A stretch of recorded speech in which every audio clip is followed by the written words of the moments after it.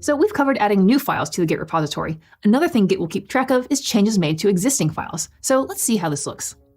In VS Code, open the index.html file and let's add some content to the body. I'm adding an h1 tag with some text, hello, here's our website, and a paragraph tag saying, here's some cool new content. Save it and let's see what this looks like in GitHub Desktop. Now, in the left sidebar, the index.html file is showing up. And instead of that green plus icon that we saw when adding new files, there's a yellow dot icon. This signifies that Git has detected modifications in that file. Then in the right panel, we can see the new text that we just added. And it's highlighted in green, meaning that it's code that has been added.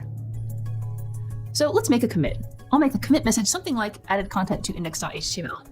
Now we'll commit it to the main branch and push to origin. So if we click on the history tab, we can see the 4 commits that we have in this repo, with the most recent on top.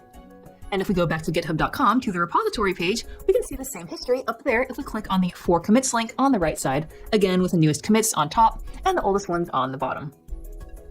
Git will also track if you delete files, so let's test this out. In VS Code, go ahead and delete the index.html file. Going back to GitHub Desktop, we see that the index.html file is showing up under Changes. It has a red minus symbol icon to indicate that the file has been deleted. And in the right panel, all the code in the file is highlighted in red, meaning that it has been removed. So let's make a commit with a commit message saying that we deleted index.html. Commit it and then push to origin. If we check out GitHub, it'll show the most recent commit, and clicking on the commit, it tells us that the file was indeed deleted. But what if we realize that we really need that index.html file? Not to worry, this is one of the ways that Git can really save your life. In GitHub Desktop, in the History tab, right-click the commit where we deleted index.html and select Revert Changes in Commit. Now we can see that Git has automatically created a new commit saying that it has reverted the previous commit. And looking at more details in the right panel, it tells us that the hash of the commit that was reverted, and it's added back the index.html file. Whew! Now if we click the push origin button, everything will be back to normal.